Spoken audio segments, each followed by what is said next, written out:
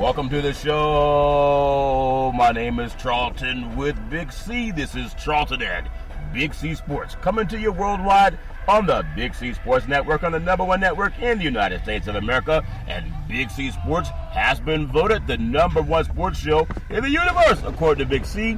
And them good old boys down south, I want to say bienvenidos to all of our listeners in Latin America, also across the pond in London, England, as well as Paris, France. Of course, you good old boys in Canada. We love you in Africa, the Big C tribe.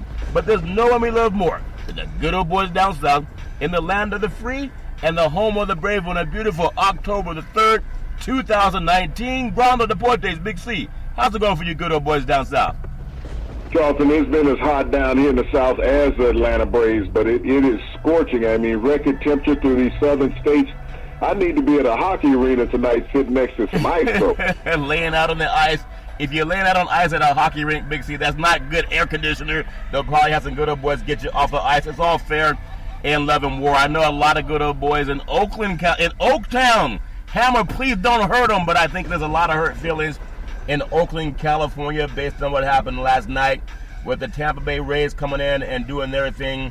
But it's just about, you get the opportunity. 55,000 people turned out for the first time in a long time. That's drawn a larger crowd than what the Raiders draw. It's all fair in love and war. I want to say today's show is sponsored by your Northern California Cadillac dealers, home of the all-new Cadillac Escalade, the standard of the world. And when you go by and test drive yours, tell them Charlton and Big C sent you, as well as a fleet of Cadillac cars. Also, Big C, when you hear of 55,000 turning out, that's a large crowd, but a lot of them, they have to, I mean, why not do that all the time, Big C, your thoughts? Well, you got to have meaningful games, Charlton, and I guess the fans in the Bay Area have been like the Oakland A's with their payroll. They have been refusing to go out and spend money on big-time talent, acquire free agents, Charlton. That's where the term small ball has come from there with the Oakland A's and Billy Beane. So you've gotten small crowds to go along with the small ball. It takes a while for players in professional sports, especially baseball, to develop a name and a following. And so when the A's don't have that at the start of the season, they have to have some productivity throughout the season. So by the time that runs around, Charlton, as you just saw in the playoff game there last night with 50-plus thousand in attendance, all of them having big aspirations for what this team has delivered this year, Charlton. But it was all for naught with the Tampa Bay Rays coming out with a victory. Well, I want to say this sports show is sponsored by Google and Alexa Big C Sports. Just say Google or Alexa, play Big C Sports Podcast. You'll hear from our sponsors. You're here. Welcome to the show. I will introduce Big C as the Mystic and who will do his thing, and I really appreciate all of our sponsors for their support. I still want to make sure that we're not remiss in giving out the National Suicide Hotline number for people that need help. It's amazing how the Bay Area is such an expensive place to live. And oftentimes, if you've been down around the Coliseum, you know, it hasn't kept up at times.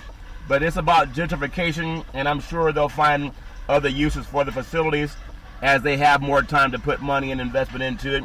But anyone going through issues, it's not all about 55,000 people that show up at a game. There are more homeless people than the 55,000 in the state of California alone, Big C. National Suicide Hotline, 800-273-8255. That's 800-273-8255. Or you can text 838-255. That's 838-255. Big C, why is that so important to you? Well, it's so important, Charlton, because no American should be left out without opportunity. You talk about gentrification in California. California needs to find a way to make housing more affordable up and down that huge state, Charlton, because there's no reason to have that number of people homeless in California or any other state in the nation. But the National Suicide Prevention Hotline number, Charlton, was mainly set up for veterans. But, you know, any American can call this number. We have people, Charlton, going through grave mental crisis in America, an economic crisis. And they always feel that there's no way out, Charlton, whether it's bullying, whether you can't get a job, whether you're homeless. But this number is there, Charlton, for people to talk to you with anonymity, non-judgmental people.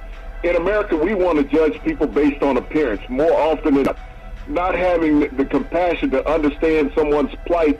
What may have driven them to there may have been conditions out of their control, Charlton. But this number is here for people to reach out. I mean, we see graffiti all over the walls, all over overpasses and bathrooms on buildings, Charlton. This is the number if people want to write graffiti. Write down the National Suicide Hotline number. This number, Charlton, you can put it in an artistic way. Put it there where it will resonate for people to see, so people who are in desperate need of help will have that arm to reach out to. Very well said. 800-273-8255, 800-273-8255, or you can text 838-255.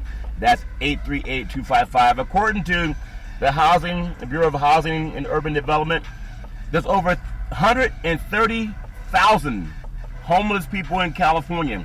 I know we all want to see the game. We're all impressed with 55,000 at the Coliseum last night. And I know sometimes people say, well, that's not my concern. But it is, when you think about how awesome it was for that crowd in Oakland last night. 55,000, that's like half the seating capacity for a lot of SEC football stadiums, Big C. But a lot of people are still jazzed about that, even though the A's lost.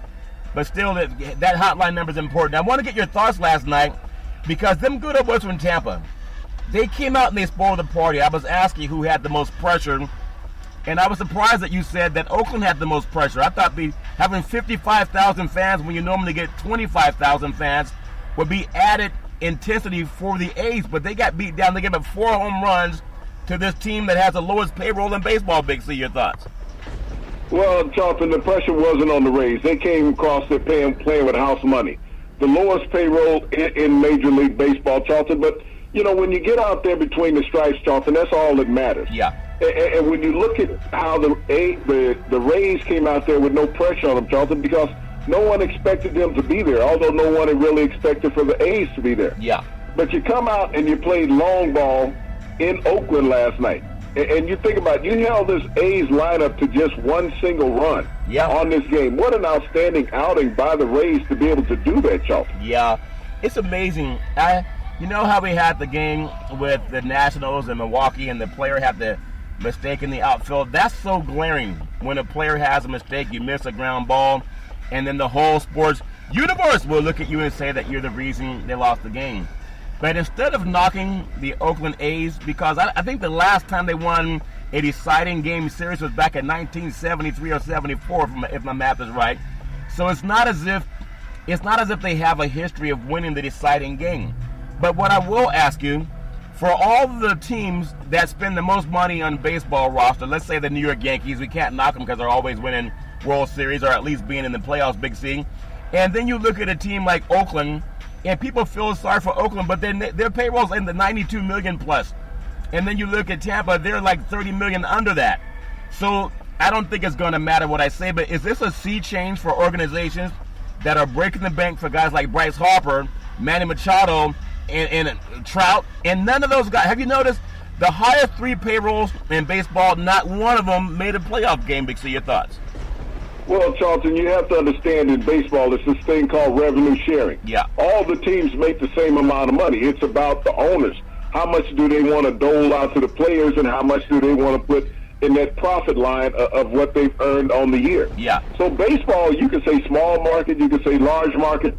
All the markets share the same amount of revenue. Yeah. So if you don't spend the money in free agency, Charlton, or even keep the players that you have developed, if you look at the A's lineup, and you look at the number of players that they have let go and move on to other teams over the last 5 years alone, that there is an all-star roster. And you look at the A's, Charlton, they've lost 9 consecutive playoff series. 9 consecutive. The big reason for that is that they don't have that veteran leadership in their lineup that has the playoff experience. The minute a player gets some playoff experience from Oakland, and he's becoming close to the free agent market, he's going to be gone. So you don't have the depth in the roster, in the bullpen, or even in the starting rotation to come out and say, okay, this is the position that we've been in before. You get that with the Yankees. You get that with the Astros. You get that with the Los Angeles Dodgers. You get it with the Atlanta Braves. You have mentorship from experience in the playoffs. The A's do not possess that. And that's the reason why they go out and lose 5-1 at home in a winner-take-all game. Well, I'll just congratulate Tampa. Came out. They played loose. It's as if they played as if their season was over no matter what. And I thought the A's played a bit tight because this is a team that can hit the ball. But last night, you just got to tip your hat to Tampa. And now they get to go on and face another team that they've actually had, moderate success against in the Houston Astros. So look forward to that series.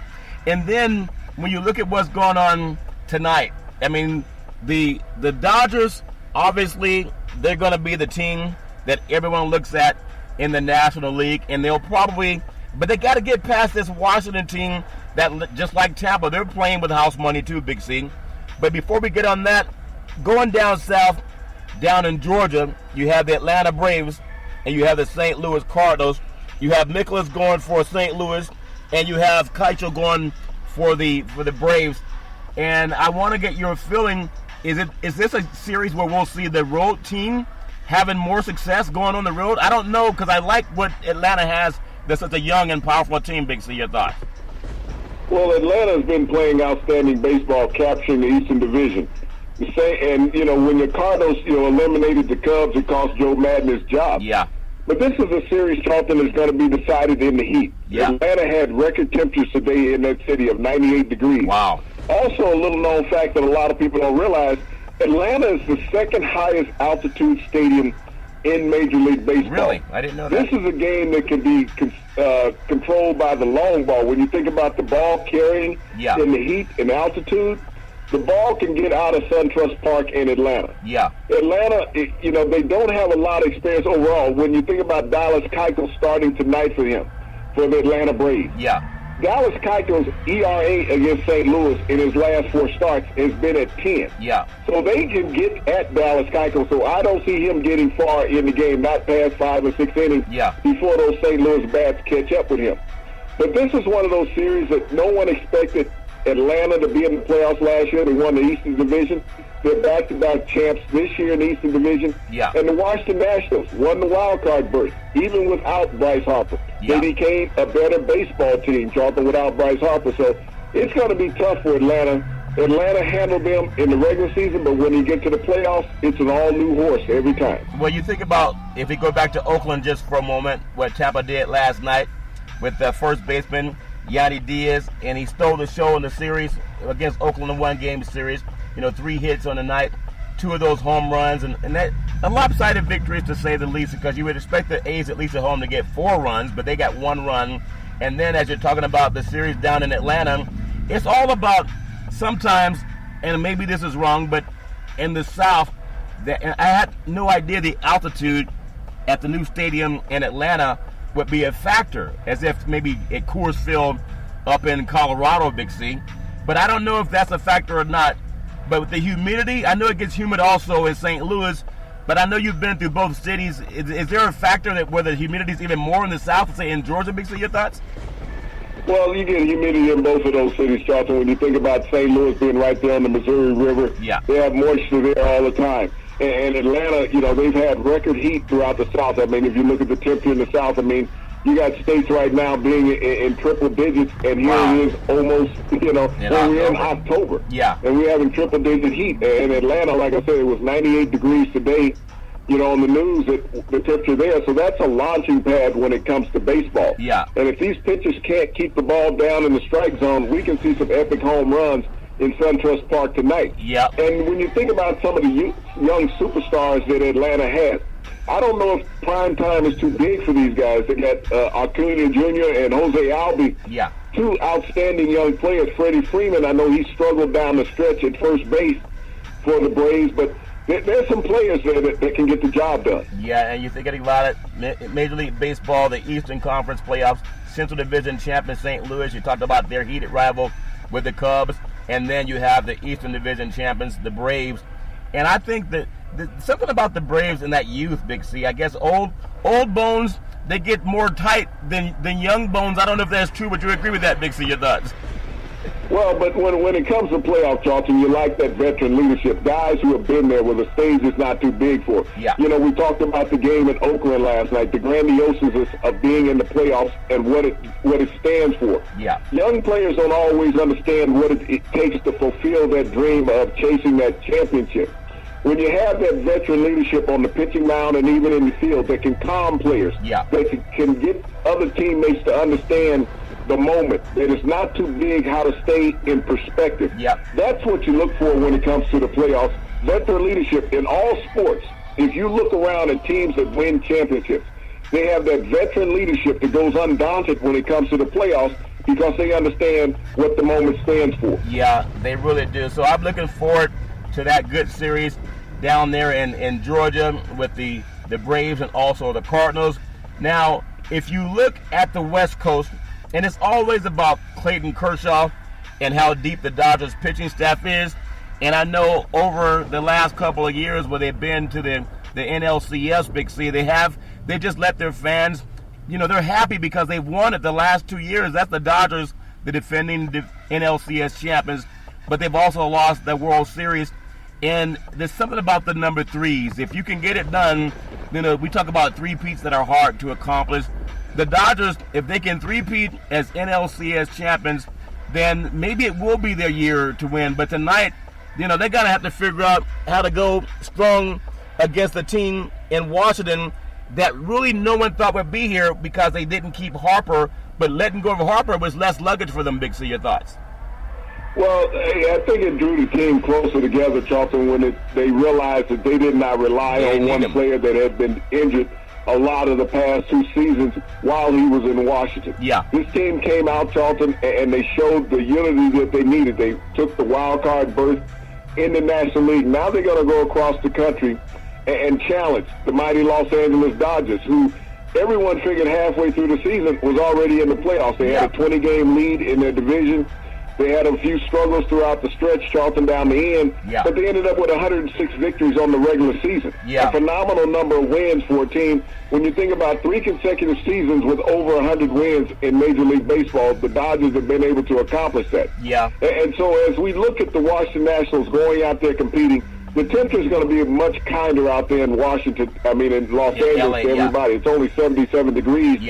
Out in California, and you would think that would be the hottest of the games being played out there in Chavez Ravine has always been kind to the Dodgers. They found ways to pull out victories unless they were in the World Series the past couple of years. But it's going to be a challenge for the Washington Nationals, Charlton, but they got great pitching.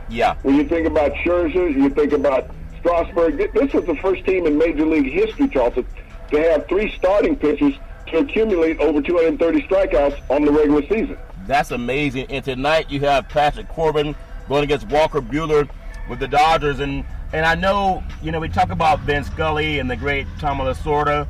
Roberts down there. A lot of people, for some reason, looking at him with a funny eye, but all he does is win, win, win, Big C. I hope that this is the year for the Dodgers because the West Coast, to be as expansive as it is on the West Coast, when we look at teams in the playoffs, like the Dodgers are the only hope. There's no one from Seattle didn't get in. You have the teams in California, the A's get knocked out in the first series, in the wild card series. And to be the largest state in the Union, Big C, you would think we have more teams that could get in. We have some of the highest payrolls when you look at the Angels, and you also look at the Padres, and the highest paid players are out here. Also, the Dodgers have a very high paid roster. But it's a shame when the Oakland A's, with the lowest paid roster on the West Coast, and I think number 25th in the league, that they're the second team from California, not the teams above them. So no matter what happens, I want to get your thoughts. Is it time that we put up or shut up if it comes to Clayton Kershaw? We know Kenyon Ruse is probably the star, but they've been hiding Kershaw between, other pitchers now. And then Jensen he's not a solid closer anymore, so it's not as if their closing is any better, Big C. Your thoughts? Well, I think the thing with Martinez as manager has recognized after a couple of years ago when he started Clayton Kershaw in every series and the Dodgers got blew out in those series, Charlton, is that he needs to take a step back and bring him in as the second starter, Charlton, not the first starter. I think the second starter, in some cases, are more valuable than the first starter, Charlton, because if you're down, you need that guy to be able to come in and get you even in a series. And that's what we're looking at as Roberts understands what his players' strong suits are. It's all about the team. It's not about guys. The media is always naming who's the number one. The manager makes the decision what the starting lineup is going to be. And so that's what Dave Roberts has done. Is like, look, I'm managing this team. He needs a little more rest to be able to accomplish what our ultimate goal is. And so by making him the second starter in this series, Charlton, he would still get 2 starters, but it would also, if it went 7 games, it would give him the opportunity to be able to come out of the bullpen in relief. And that's a good point, Big C. Left-hand pitcher, when you think about the starting lineup for the pitching, Patrick Corbin, he's 14-7, has a 3.25 ERA, and then Walker Buehler, he's 14-4 with a 3.26 ERA. And then if we get into game 2 coming up, you have Strasburg, and this gentleman's 18-6, 3.32 ERA, and versus left-handed pitcher Clayton Kershaw, so a righty and a lefty in both, game 1 and 2. Kershaw 16-5 with a 3.03 ERA. But just mentioning those 4 pitchers, Strasburg has the better record at 18 wins on the season, Big C. He has 4 more than Corbin, who started, and I think that's a big deal that you're taking your best pitcher and you're not putting him out there in game 1, because unlike Kershaw last year, if you get hat, you still got the best guy coming in game 2. Big C, your thoughts? I think we're having a little bit of trouble with the microphone, Big C. You right there? All right, we got Big C back on the line. Apologize for some of the static we're having. I know the weather's going on, so every now and then we'll have a drop the call. But like the Dodgers last year, Kershaw's no longer the closer. I mean, he's not ice anymore, Big C, like the guy skating on ice. But if you bring in Strasburg with the best record for Nationals, he has 18 wins on the season. I think that's good to start him in game 2, not game 1, because if you lose, then you still got your best guy coming to save the day for game 2. Your thoughts? Well, what you did with Strasburg, Charlton, is that he was able to come out of the bullpen in that first game when Scherzer faltered in that one game against Milwaukee, Charlton, and able to close it out. When you think about the fireballer that he is, this is a guy, when he came into the major league, was clocking at 105 miles an hour as a starting pitcher. Wow. He's had Tommy John surgery since then, so he's lost about 6 miles off the velocity of that fastball, but he can still bring it. Yeah. And so this makes it tougher when you look at the Dodgers lineup and you have all those right-handers that they have in the lineup. Facing a fireballer with the right-handed pitch, Charlton, makes it tough for them. Yeah. I know they can insert some left-handers, but the key to the Dodgers lineup are all those right-handed batters that they have. Yep. Well, you think about the Nationals, they come in on a high, winning the wild card game over Milwaukee, and the knowledge they can't align their pitching in the way that they like to. Corbin's a much better pitcher at times, but I do like that they're not starting their ace in game 1. And even the Dodgers, if you look about the strategy for the Dodgers lineup, Big C, if you look at getting to game 3, for the Cardinals, they have Max Scherzer. He's 11-7, an ERA of 2.92, so the record's deceiving. But better than that, with the best ERA in the series, you have Kenyon Ryu, left-hand pitcher for the Dodgers. He's 14-5. His ERA is only 2.32. So even when you think about the Dodgers, they're saving their best pitcher for a possible game 3, Big C. Your thoughts on the road? Well, when you think about Ryu, Charlton, he gave up a lot more runs coming down the stretch as he did in the first half of the season. Midway point of the season, he had a 1.52 ERA. Yeah. That increased by a run in the second half of the season after the All-Star break, Charlton. So I don't know whether his arm got tired or just people figured him out. Yeah. But as you look at the Dodgers starting rotation, it is not as solid in the second half of the season as it was in the beginning of the season. Yeah. We even look at their batting that had fallen off. Cody Bellinger at one point was batting over 400, and one of the top home run hitters in Major League Baseball. That's right. But his batting average has dipped as well as the rest of the Dodgers lineup. Yeah. So it's not going to be just a cakewalk at home, even for the Dodgers.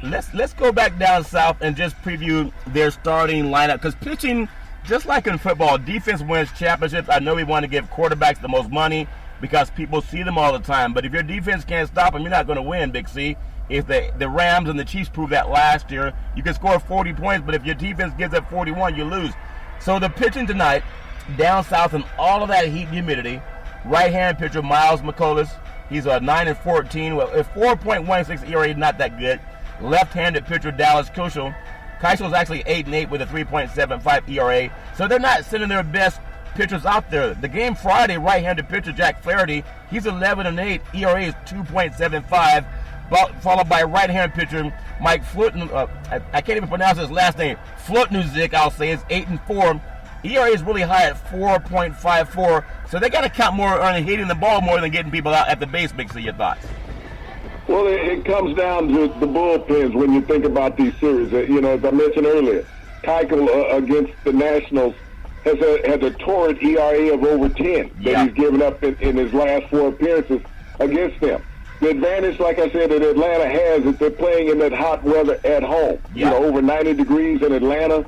They're playing in the second highest altitude stadium in Major League Baseball. Yep. They've been known to hit the ball out of SunTrust Park. They have Acuna Jr., who has had 40 home runs in his second year in Major League. He's up for one of the MVP votes, Charlton, in Major League Baseball. They've had some outstanding players. Like I said, the first baseman, Freddie Freeman, has had bone spurs in his elbow, and he slumped in the second half of the season. But this is the playoff. You play with pain, you get the injections, you do what you got to do to help propel your team to victory. Yeah, well, it's amazing. I congratulate all teams there, and then we'll start seeing more, coming up in Major League playoff. Just the brackets are amazing. I think if there's a super Final Four, and not that every region would agree. Every region, even in the Bay Area, they like to see Oakland get in. We have the Twins and the Yankees coming up also as a 2 and 3 seeds. The Astros, they're playing the Rays, and that's a 5th seed versus number 1. In the National League, the Cardinals are 3 seed versus the Braves. They're a 2 seed.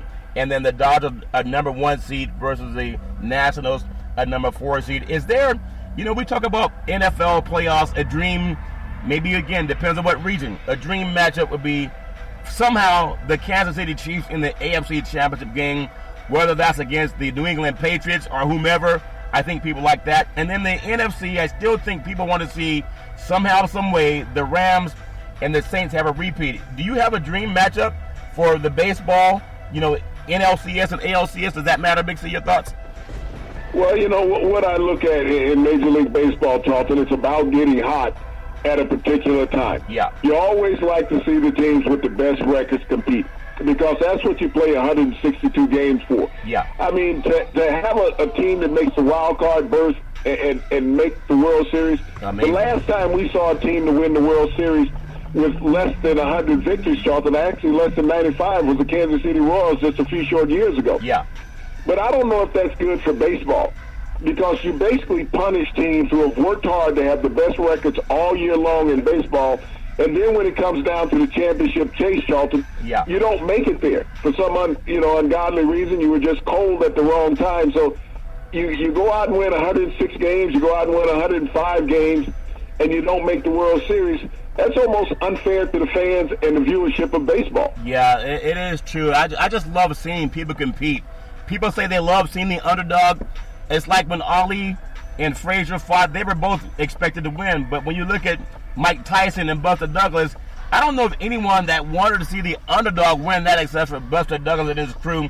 I love seeing number 1 versus 2. I would love to see Dodgers versus the Yankees. Or if you look at the Astros and have them versus the Braves. I just want to see good baseball, and I think we're going to get that. At least I hope we do. I want to come up on the Big C pause, but before I do, I want to come back and talk about something that's going on in the world of diversity, especially some of the great mavens in sports that have gone on and helped produce opportunities for people. We're going to take the Big C pause, also known as the Big C timeout. We'll come right back in just a moment, and we hope you'll join us as well.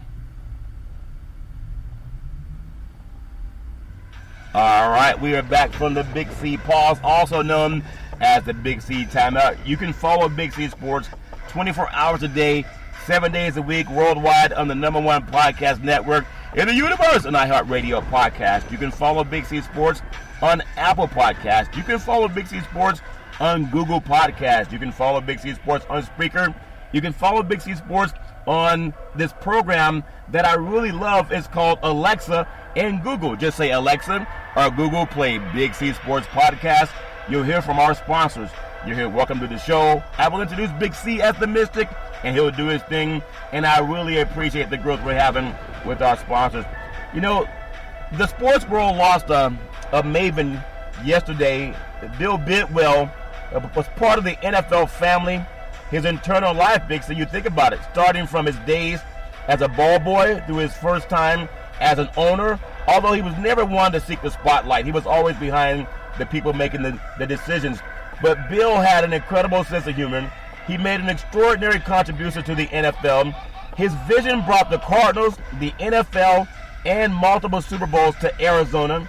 He was a leader embracing diversity, which a lot of people act like that's a problem, but he's one of the first vanguards to do that. He employed the first African-American female executive. and the first African-American general manager and head coach tandem. I mean, that's incredible. NFL Commissioner Roger Goodell, in a statement on the passing Wednesday, said that the Cardinals owner, Bill Bidwell, 88 years old, Big C, he's survived by 5 children, 9 grandchildren.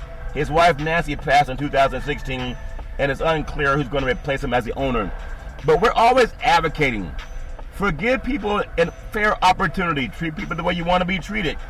I know the man wasn't perfect, but he did a darn good job in creating diversity in the NFL. Big C, your thoughts? Well, his son, Brian Bidwell, has run the organization for the past several years because of his dad's failing health, Charlton. But when you think about what Mr. Bidwell did in moving the Cardinals from St. Louis to Arizona in the needing of a new stadium, but what he did in that move was well beyond football. We can always talk about someone's, life in sports. Yeah. But you think about his move to Arizona, Charlton, and bringing the Cardinals to get a Super Bowl that had to facilitate the Martin Luther King holiday in the state of Arizona. Yeah. Without Bill Bidwell, the owner of the Arizona Cardinals, we may not have a Martin Luther King holiday in the state of Arizona. That's Mississippi still is the only state that does not celebrate the Martin Luther King holiday in America. 49 of the 50 states, but Mississippi refuses to accept it as a holiday. Yeah. But Mr. Bidwell, in his move, Charlton, forced the state of Arizona to do that. So as I look at what people do in the world of sports and how we want to praise them for winning or losing and get on them for losing, I look at him as the win that he did off the field, Charlton, in forcing an entire state to accept the holiday of an African-American icon. Yeah, and it's amazing that stat you brought up about Mississippi. It's amazing that athletes who actually read will still go to one of those colleges. I mean, it's almost like saying someone won't let your parents in or pay homage to your parents or your grandparents or great-grandparents or even someone who gave his life so that you could go to that school. And the administration, they'll still say, well, these guys are dumb. They just want to play sports. I know it's not always that simple, but it's a stain when someone gave their life and you act like, well, I just want to play football anyway. What a shame, but it's all fair in love and war. I want to get on something that's important to me, and I think it's important to you. And we talk about MLK holiday in Mississippi. They're saying, like, who's MLK? They don't even know, Big C. They know, but they don't care. October 3rd. Think about this.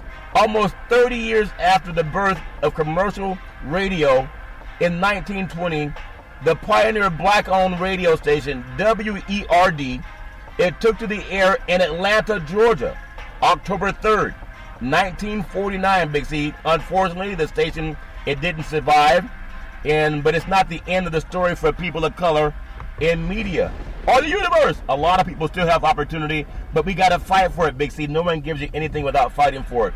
This is so important as we talk about Mississippi still not honoring MLK. In the 20s, although radio shows, they featured African-American singing groups, blacks were not allowed to talk like what you and I do. They were not allowed to talk on radio or television, and it was maintained well into the 1980s when the great late Johnny Carson of The Tonight Show, he would feature black entertainers and musical talent, but did you notice he never had them come sit on the couch? And that did not change until he finally broke ground with Bill Cosby was hired to do some of the shows and rotating as a guest host. And think about this, Big C. That's so important that African Americans have always had to fight, even when the great Johnny Carson, they were saying, we don't care about your thoughts, Big C. Well, Johnny Carson was just one of those people, Charlton, but I have to go back to Ed Sullivan. If you had watched the Ed Sullivan show in the 60s, he often interviewed all the African Americans that he had on the show. He was not one of those. He was the first to interview African Americans, and he had one of the top-rated shows in America in the 60s. I remember watching him in black and white television, and he often brought on African American entertainers and let them speak freely after singing on the show. So there's been trailblazers out there that have crossed over that line. Johnny Carson is just one of those people that people knew about. But Ed Sullivan, when you think about him in the 60s, his name was synonymous just like Walter Cronkite in the entertainment world. Yeah, that's interesting. And one more thing I want to add to that, because without these guys, there'll be no Big C Sports. Chicago, a white-owned WSBC, and with Cincinnati, and they did a lot of vaudeville programs. It was Jack L. Cooper, Google his name, as the host and radio's first black talk pioneer. Think about that. And we can go way back into the 1929s for that, Big C. Today there are several black-owned and oriented TV and radio programs and networks owned by black folks. And black broadcasters have made their trailblazing ways into the pantheon of broadcast in this global market for radio and TV. I think that's so important, as we always ask about equality. And it goes back to 1929 when opportunities for radio came into foreplay. Now, I just appreciate saying that because I'm proud to be a part of that pantheon of knowledge out there, and we can say Google what we say. I think that's so important that those men paved the way. Big C, your thoughts? Well, in any light, what you look at, Charlton, whether it's in sports, whether it's in media, whether it's in politics, any facet of entertainment, there's always someone who has to step out there in the forefront and make that challenge and bring equality to everybody. Yeah. No one gets an opportunity in life, Charlton, without somebody making a sacrifice. As we've looked at in the media realm, there's been so many people that have been kept out of it, Charlton, because of the color of their skin, That's not right. because of the lack of their qualifications. Yeah. But American society, just like when we talk about the National Suicide Prevention Hotline number, Charlton, it's not about caring about everybody. And so if you give up something that you felt that is a birthright to you and you say, okay, I don't want to let somebody in, when you look at the integration of sports, sports have not always been integrated on any level, whether it's collegiate or professional. Neither has broadcasting. There was decades, Charlton, before blacks could even be on television. So as you look about that and you think about blacks in Hollywood, only 13% of Hollywood is African American. So it's going to be a minimal part of any aspect of American society what African Americans have a part in. And that's why ownership is so important. And these guys didn't all start at the top. You work your way up, you get the opportunity, but they all got the opportunity because they did the work, Big C. They did the work, and ultimately you'll get your chance. And I just want to encourage other young people of color, and no matter what color you are, what gender you are, anything you want, it can be attained, but it's going to come through some hard work, and you got to keep fighting for what you want. That's always so important. And I don't think it's changed, even with Big C Sports going forward. We still have to keep fighting for everything we want. I want to look at some things going on also in the world of sports. And we know tonight all the baseball and WNBA and NHL is in action. But there's a big game tonight, Big C, that has a lot to do with who may just win the NFC West in football. And you look at the Rams and you also look at the Seattle Seahawks. This is a great opportunity for either team to kind of they got to make some separation. They got to stay close to the 49ers. I want to get your thoughts on that game tonight up in Seattle, Big C. Your thoughts? Well, it's an epic game early in the season for the NFC West. When you think about the Rams coming off of that huge loss last week at home to the Tampa Bay Buccaneers, Todd Gurley only touched the ball 5 times on the ground for an abysmal 16 yards, the worst game of his professional career. You think about Jared Goff on the other side. He had the best game of his career passing yardage-wise, over 500 yards. But he also threw 3 interceptions that had a costly fumble that cost the Rams his victory. And the Rams defense gave up 55 points. That's the most points that they've given up in Los Angeles in their existence, Charlton, in a home game. And then you think about the last year's defensive MVP, Aaron Donald, who only has 1 sack coming into this game tonight. So the Rams have to find a way to generate some pressure on Russell Wilson. When you look at Russell Wilson, what he's done offensively this year, he's off to the best start of his NFL career. He's 4th in the league in passing yards, and he also has 8 touchdowns to 0 interceptions. And if you compare that to Jared Goff, he has 8 touchdowns and 6 interceptions. So you got to give the hand offensively to Russell Wilson and what the Seattle Seahawks are doing. They rebounded last week with a victory after their first loss of the season to the Saints 2 weeks ago. So they seem to have the momentum, and we know how the weather can change up in the Northwest. Where you can get rain, you can get sleet, and when you get a team coming in from California that's used to playing in sunny, pristine weather, that may not always be that accommodating for them.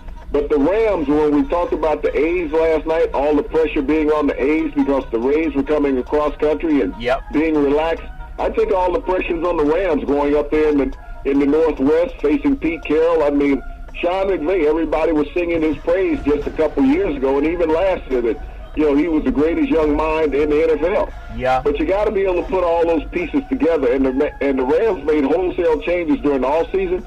They're not the roster that went to the Super Bowl. Yeah, it's amazing when you think about what's going on with the Rams. They don't look like a team that, I guess what you call, they turned a blind eye to a pass interference penalty, and they started off gangbusters. But now, tonight would be very telling. Kickoff 5:20 already started up in Seattle. Century League Field is being covered by Fox and the NFL networks. The Rams are actually favored by 1.5. And that might be a little bit of fool's gold. But on the other hand, I know Pete Carroll's a guru of defense, but they revamped that defensive line, which is yet to live up to his lofty expectations, Big C. As a defensive guy, you can't keep putting the win in the hand of Russell Wilson. At some point in time, they got to get back to that Legion of Boom and even better on special teams, Big C. Your thoughts? Well, when you look at what Russell Wilson is, Charlton, I mean, you don't always need a flashy quarterback to get the job done. Russell Wilson has always accounted for so many of Seattle's offensive attributes, whether throwing or running with the football. Yeah. He's been a one-man band up there. The defense has been adequate. They made some moves last offseason, Charlton, to pick up their pass rush. Yep. It paid off last week. Jadeveon Clowney scored a touchdown for the defense. So the defense is being more aggressive in Seattle.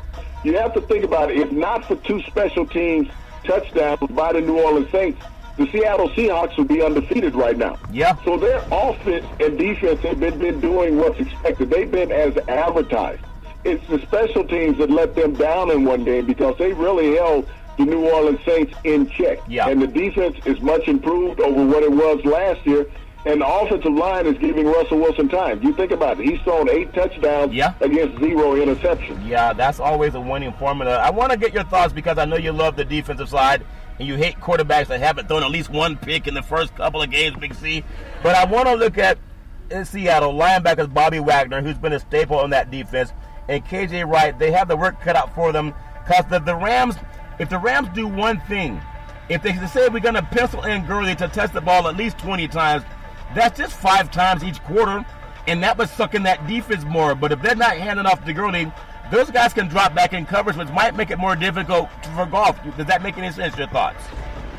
Well, you got to look at what is the reason why Gurley hasn't touched the ball this year. I mean, he's had no game where he's touched the ball more than 16 times. Yeah. So is he really healthy? That's what it comes down to. You got a coach in McVay, and you got backup running backs there in the roster. So what Seattle does defensively, I don't think by running the ball from a Los Angeles perspective is going to change what they do defensively. You got to look at the interior of the Rams offensive line.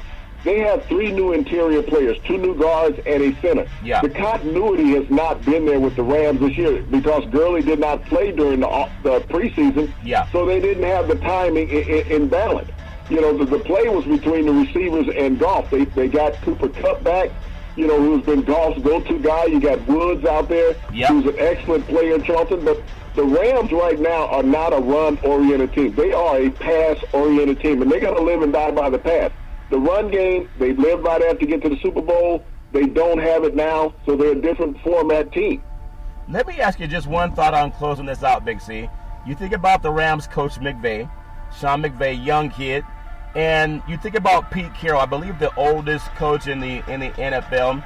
They both lost their last Super Bowls. Well, the Seahawks been there twice. They beat Denver, then losing to inexplicably New England, and then the Rams lost to New England last year. So both of these coaches are considered upper echelon coaches, say that upper tier of coaching in the NFL, but they both lost to Bill Belichick. I guess they were out-coached by Bill Belichick. Is this game tonight, is it going to have a sea change as to who's the number one coach, at least on the West Coast? Not even looking at the 49ers, but you got to say McVay and Pete Carroll. Does this kind of make a statement for them, Big C? Your thoughts? Well, both of those coaches are already etched in what they can do with their organizations. Yeah. Pete Carroll, his position is not going to change. Sean McVay's position is not going to change. This is just a game between two teams, Charlton, is going to face each other twice this season. Yeah. And the winner of this game has the upper hand because they'll be the second seed in the NFC West. You know, the way the media thinks about Sean McVay in Los Angeles, it's going to be the same.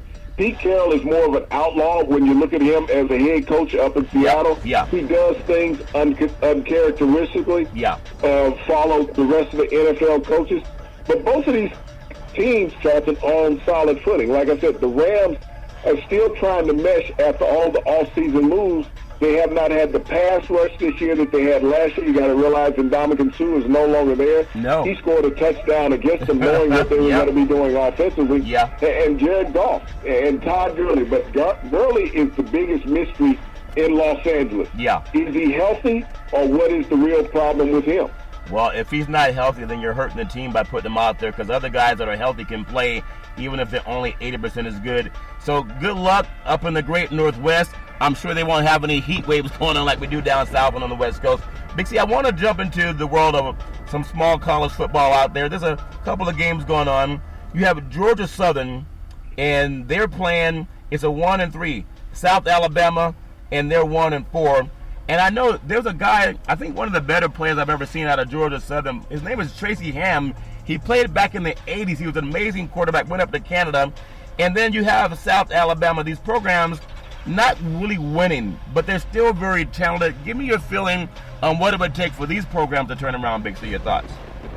Well, these programs, Charlton, play a lot of early season games, which are called money games, where they don't play the big boys. They play Power 5 conferences to keep the funding solid in their athletic program, so they don't always end up with the best records at the start of the season. But they're talent-laden programs. You think about, the state of Georgia, the state of Alabama. They get a lot of players, Charlton, that didn't go to those Power 5 schools in the conferences, but they're tremendous athletes nevertheless. Yeah, it's very, very well said. It's just a matter of funding. Two programs, you look at Georgia, and then you look at Georgia Southern, they recruit the same area.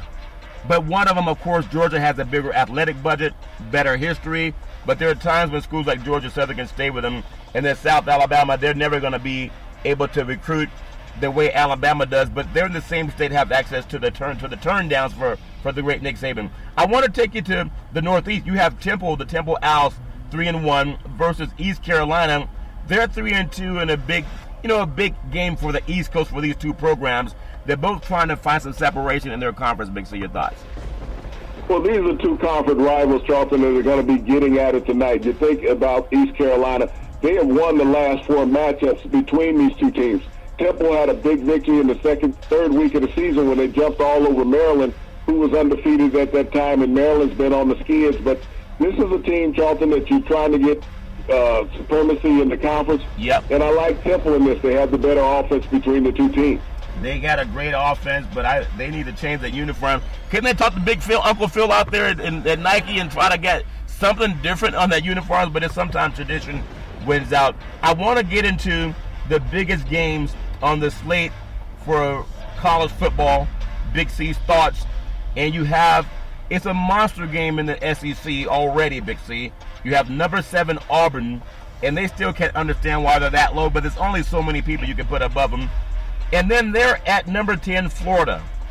If there is a game where an upset ranking-wise can happen, it would be this game, because in the swamp, Florida has shown all they do is keep winning since they beat up Michigan last year in a bowl game. Big C, your thoughts? Well, I don't even know if you could consider the winner of this game an upset, Charlton, regardless of which team to win. You have two SEC foes, and, they don't play each other often. They haven't played each other for 4 years, but they're getting together. And when you look at it, both teams have first-year starters at quarterback. Trask, in Florida, had to step in for Franks. Yeah. And he has really got their offense unwind, Charlton. He's a more precision passer, I think, than Franks. He's more calmer in the pocket. And then we look at Auburn, who has probably the best defensive line in the SEC. But is going to be against Madison. They have a true freshman quarterback. And so as you look at this Auburn team, they have to get the ball running. Yeah. They have to run the ball to set up the stage, because they haven't developed a passing game yet in Auburn. And Bo Nix, he's a freshman. Yeah. And he's prone to make mistakes at some point in the season. now that he's getting stiffed into the SEC competition, I think Florida will bring everything after him. They have a tremendous pass rush that nobody's talking about, but the defense is very solid in Florida. You know that opening season, the mistake-prone game against Miami, Miami has really good athletes, even if they're not on stride right now, Big C.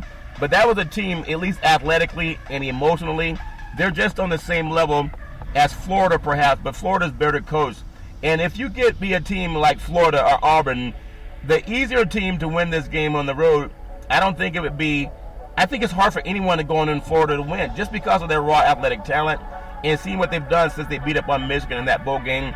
And as good as Auburn is,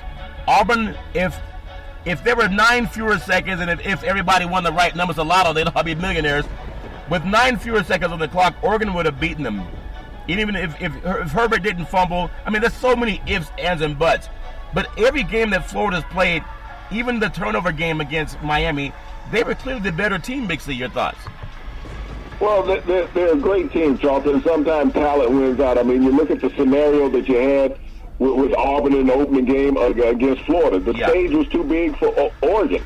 Oregon was not ready for prime time in that game because you came out as Justin Herbert. Everybody talked about you as a potential Heisman candidate, potential overall #1 draft pick in the NFL's next spring draft. And you get outdueled by a true freshman in his first college start.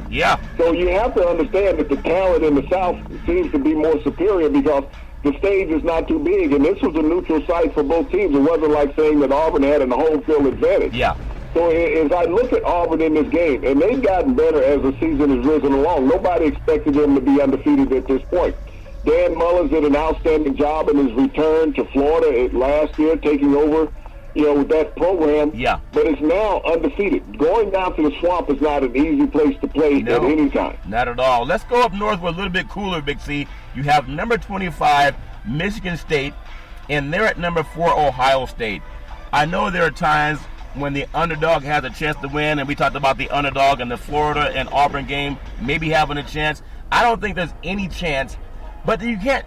Ohio State, as good as they are, they've always had that inexplicable loss, like the one they had at Iowa that gave up 55 points, and the one they had against Purdue. It just sometimes, but that's under Urban Meyer. I think this new coach, he's a different breed of nut, Big C. A Buckeye's a nut.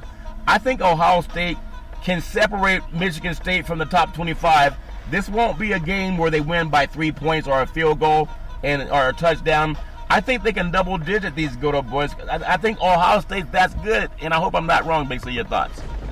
Well, when I look at what D'Antonio's always been able to do against the top-flight talent in the Big Ten, Charlton, he has found ways to be competitive. His team is not going to lay down. He hasn't gotten to play at quarterback that he's expected to get this year, but his defense is always one of the top-flight defenses in the Big Ten. On the flip side, Ryan Day has done a tremendous job at Ohio State. He picked up where he left off when he coached the first 4 games of the season for Ohio State last year while Urban Meyer was suspended. And he's come in, and this offense is the offense that he runs. He has a quarterback that can execute the offense, ironically, better than the one he had last year. Dwayne Haskins. Justin Fields is a better quarterback and talent than what Dwayne Haskins was. He has the mobility to go along with the arm strength, which makes it a lot easier for J.K. Dobbins to run the football because you have a quarterback who's a dual threat also. And the receivers have been thriving under Justin Fields. The defense at Ohio State, they probably have the best pass rushing line in college football. So it's going to be a very difficult afternoon for Old Sparty in this game. I agree, Big C. I think they're a lot stronger than what Arizona State was, but I just think it's going to be at least a double-digit loss for the Spartans. Let's go to a coach that people keep saying that Harbaugh's on the hot seat. Well, his contract is going to be there no matter what. Ohio State's been dominant that conference for many, many moons anyway. But you have number 14, Iowa, that is higher ranked than number 19, Michigan. I still think that Michigan has more talent, but Iowa may be a better team, Big C. Your thoughts? Well, I think Kirk Ferentz is the most underrated coach in the Big Ten with what he does consistently out there at Iowa. This is the 4th time in 10 years that he's gotten his team off to a 4-0 start. And as you say, Michigan. I think Iowa has the more talent because people just don't recognize them. You don't see them on the national scale as a sexy team. Yeah. But this is a team year in and year out has one of the best offensive lines in the country. Yeah. So they're always going to have a solid running game. Michigan right now, to me, lacks of talent, lacks of team speed, and we've seen that in the games that they've played. They were run away on Wisconsin. You think about Wisconsin has homegrown talent, and Michigan couldn't stay with these guys, and they recruit nationally. Yep. Army took them to task, took them all the way to overtime. You're talking about a quarterback playing for his life. I think Jim Harbaugh is in that position. You talk about must-win with a coach with just one loss on the season. Yeah. He's in a must-win situation. Jim Harbaugh was brought into Michigan on a $7 million salary to win Big Ten titles and challenge for national championships. Yeah. He's done neither of those. Well, it's all fair in live and war, and just like he told Pete Carroll told him, "What's your deal, man?" I think the athletic director might be saying that to Harbaugh if they get had by Iowa. A big game on the West Coast. It's amazing when you mention Cal Berkeley and big game. It's like an oxymoron, but they're right now. They were the top 25 last week before their first loss of the season. They played number 13 Oregon coming up, and we know Oregon had aspirations for the bowl playoff berth. But I want to mention Cal Berkeley because this is a team that until they lost, and the quarterback was injured in the Arizona State game, Strawberry Canyon was not sold out. They had just beaten an SEC team in Ole Miss, and they come home and play tonight. Now again, it's Friday night, competing against high school football sometime is not going to win out. But I was surprised. Strawberry Canyon seats about 65,000 people. They revamped that stadium a few years ago. It's worth $300 million to revamp that stadium, Big C. And the Cal's a great program. It's a great atmosphere. Yet they only had about 50,000 in a 65,000 seat stadium, and they fell at home in a game that they had to win to get back to prominence. I think Oregon gets this game, and Oregon, they're going to hate that they didn't have that 9 seconds to give up against Auburn. Your thoughts? Well, Oregon, as we've seen over the past couple of years, in big games that they're supposed to win handily in the Pac-12, they've laid an egg. They've been a real duck in those games. You go back last year to Stanford, where they had a game in hand, and all of a sudden, at the end, Charlton, they lost. They needed more than the 9 seconds. This is a situation where it's one of those trap games at Cal. Cal lost their starting quarterback against Arizona State last week. And now you got a backup coming in. Those are generally the most dangerous guys on a football team. A backup quarterback. He's either going to be hot or he's going to be cold. And we look at how Oregon's defense from time to time has given up the big play. Cal has showed the ability to do that. And when you think about this secondary at Cal, they started out the season, as many people thought, they had the best secondary in the Pac-12. And they're facing Justin Herbert. This is either his time to shine or fall down on the list as being a top quarterback in the country. Well, ducks do lay eggs, Big C. I understand that for sure. But this game's at Austin Stadium up in Oregon, and I don't see Cal hanging with these guys, but we'll see. I want to just say that you can follow Big C Sports 24 hours a day, 7 days a week on the #1 podcast network in the universe, an iHeartRadio podcast. You can follow Big C Sports on Apple Podcasts. You can follow Big C Sports on Google Podcasts. You can follow Big C Sports on Spreaker. You can follow us on Xfinity Comcast Television. And what I really like is the app by Alexa called Alexa or Google. Just say Alexa or Google. Play Big C Sports Podcast. You'll hear from our sponsors. You'll hear Welcome to the Show. I will introduce Big C as the Mystic, and he'll do his thing. And I really appreciate all the support we're having. And Big C, tonight, speaking of support, I know down south you good boys either sit on ice or you put it in a cup. But you can watch a full slate of NHL games. Tonight, Montreal at Carolina, Winnipeg at the New York Rangers, Buffalo's at Pittsburgh. You have Florida at Tampa Bay, Nashville at Dallas, and Colorado at Anaheim. They may not let you lay on the ice, but I'm sure you can find some ice to put in your cup, Big C. Your thoughts? Well, in these hot days that we've been having down south, I would not mind laying on that ice. It'd make a nice, comfortable afternoon in this 90-plus degree heat. Well, I tell you, it's a sad dog that won't wag his own tail. But if you ever go to some restaurants at times, people talk about these guys that start up, like the guy that owned the Oakland, the San Diego Chargers, the Spanos family. He started by feeding migrant workers by taking them sandwiches out in the Central Valley. And sometimes the guys wanted ice and something to eat, okay? But there are times when the only cooling mechanism they had, these good old boys would put ice under their armpits and then take that same hand and put it back in the ice for your cold drink. Big C, that make any sense? Your thoughts? Well, that's called spiking your drink, Charlton. Yeah, it's spiking your drink. And you can spike it too every Monday through Friday at 5 and 6 p.m. worldwide when you follow Big C Sports on the Big C Sports Network, on the #1 network in the United States of America. And Big C Sports has been voted the #1 sports show in the universe, according to Big C and them good old boys down south. As we always tell you, there's never, ever an excuse for domestic violence. If you know any man or woman going through that garbage, please pick up the phone and call 911, because no man or woman should ever have to go through that garbage on their own. And as we always tell you, on every Big C Sports show, we thank you, we appreciate you, and we hope that you have a super fantastic day.